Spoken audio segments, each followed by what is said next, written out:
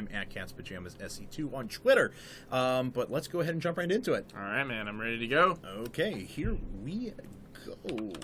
Sheth, doing work so far. Going to be our blue Zerg once again in the top left-hand corner of Shakuras Plateau.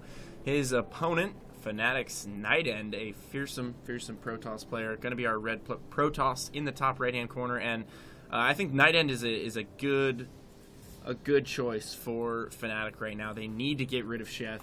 He just took out Rain, who's been their go-to throughout, all of their Team Arena games.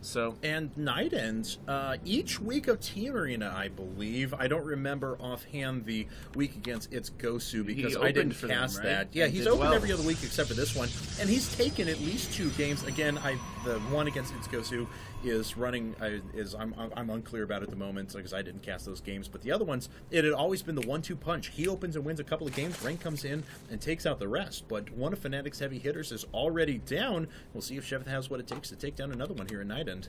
He may indeed. We'll just have to see. Right now, not a lot happening. Nightend prepping himself for a potential fast expand here. We haven't seen a Forge first or Nexus. He could go either way. Probably going to go Forge first. Probably depends on what he scouts, though, but he does drop that Forge just to be safe. It gives you a little bit of flexibility, too, is you can decide they're actually throwing back quite a few of Good Game, Good Luck, Have Funds. Sheth was originally asking him if he wanted to be part of, or if he was coming up to any events here soon. But Sheth decides to drop down the spawning pool on 15.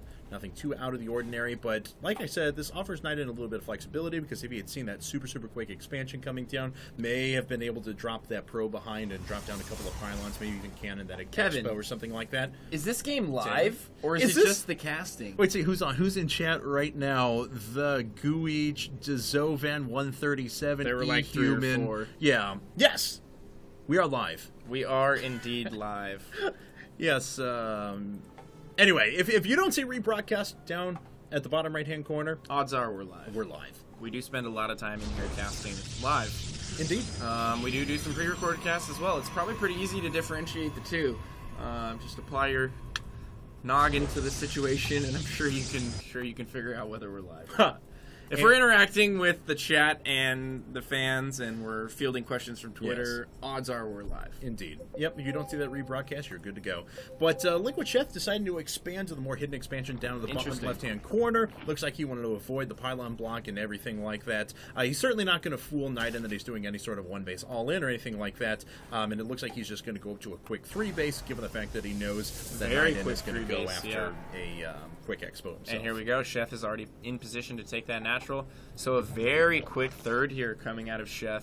I don't think that he's necessarily putting himself at risk here. There's really nothing Nightend could do for quite a while in terms of early pushes following up a Forge Fast expand. Certainly. And we're setting up similar to what we saw almost against TT1, where if Nightend decides to do some sort of 2-base aggression, I think Sheth is going to be pretty well prepared for it. He had those roach timings down. He had upgrades. He knew when not to upgrade. Like, he knew when he needed to spam a few units out because that was the point when TT1 was going to do some sort of a 5-gate attack, and then as soon as he didn't see pressure off of that, went right into roach speed, layers, started going up to infestation pit, things like that. So had perfect decision-making during that game. I would expect nothing less out of Sheth, but I would also expect Nightend to maybe switch things up a little bit and throw a different look at him. Yeah, absolutely. Nightend's ZVP, I haven't seen that much of it lately.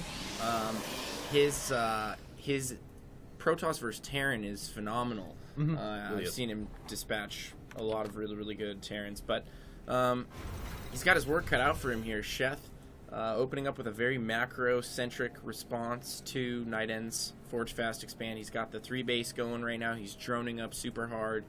He has links to potentially scout. Now, what I'm curious about here is whether Nightend goes with a Stargate or if he's going to follow this up with additional gateways.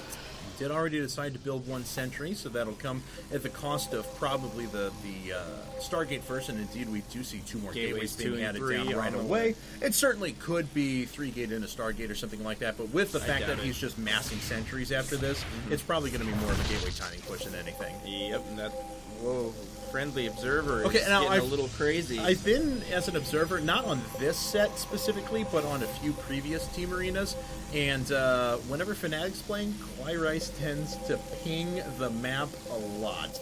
And I think this is the doings of Rice, so if this was you, sir, that's very BM. Well, Rice, every game he plays, he's just constantly clicking, right? He plays Osu, he plays StarCraft, he has really fast APM, he's constantly box selecting. Kid's gonna have carpal tunnel by the time he's 18, but it's okay. Dual Robo follow-up here from Nightend.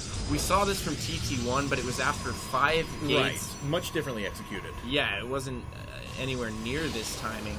Because especially if he does like 3 gate and then a super big timing.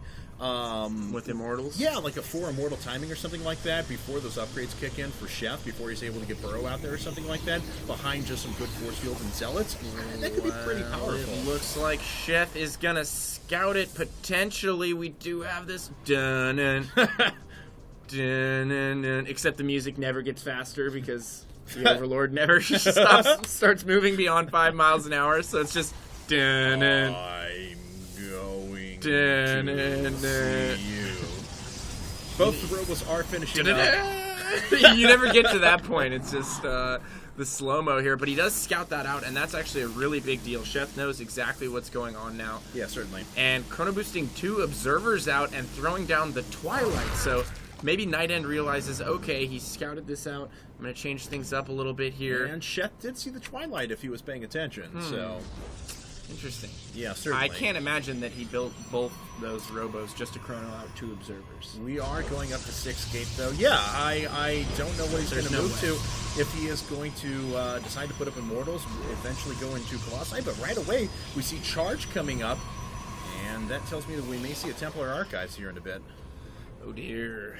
Templar Archives with Charge. That's actually pretty interesting. Generally, we will see players going for that Blink Stalker style. I'm actually surprised that he went ahead and grabbed Charge first. We do have 2 Immortals coming out as well, so Charge lot Immortal. 6 gate double robo with Twilight Council that is producing upgrades. No Forge yet, but that's still quite the drain on his economy.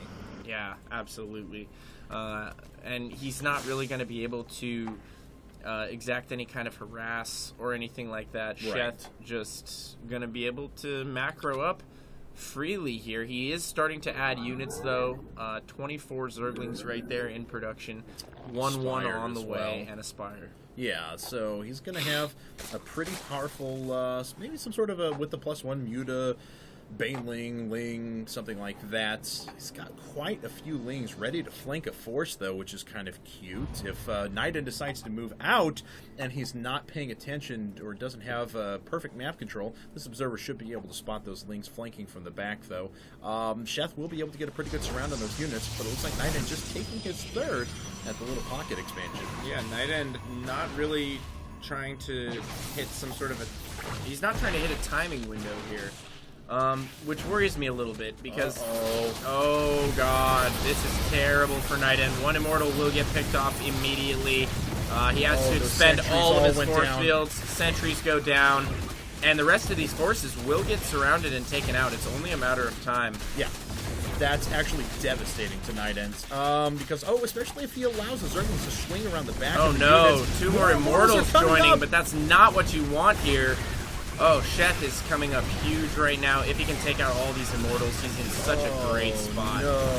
And I think he might just be able to do that. And Nightend still continuing to double produce Immortals despite the fact that Sheth has thrown nothing but Lings at him. Sheth now transitioning. 10 Mutas just popped out. Oh, no. So this Zealot Immortal composition, even if it holds on here, is most definitely going to lose to this Muta transition we see here. 9 Mutas popping up right now, as you mentioned. Those are going to make their way across the map very soon, and all the structures coming under attack.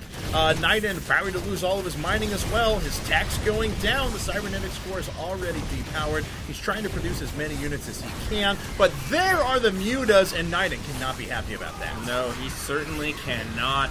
Sheth really just beautiful with the transition here into Mutas, and I mentioned it earlier, if he holds off the Lings, the Mutas are going to finish him off, and they will indeed do just that.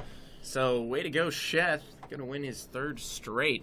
And Nightend and Rain both dispatched.